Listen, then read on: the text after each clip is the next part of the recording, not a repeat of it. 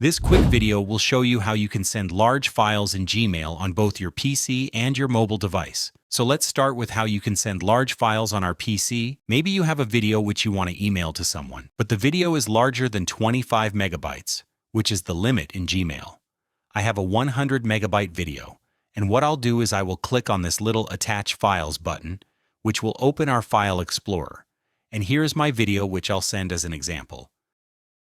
You'll get this message saying that attachments larger than 25 megabytes will automatically be uploaded to Google Drive. Just tap on OK, got it, and wait a couple of minutes until your video uploads to Google Drive. Once the video uploads, you can write out your message and email this to whoever you want to. But if you're on your mobile phone, you'll need the Google Drive application. You probably have this app on your Android phone already. But if you're an iPhone user, just go over to the App Store and download Google Drive. It's totally free.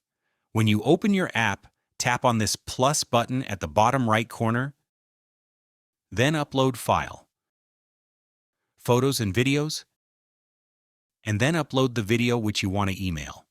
Wait a moment until your video uploads to your Google Drive account, and once it does, we just need a link for our video. Long press on your video to select it.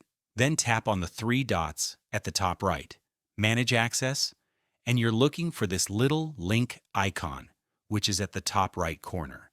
And this will then copy the video link, which we're going to paste in our email. When the person who you're emailing clicks on this link, it's going to open that large video in Google Drive for them, and they will be able to view it.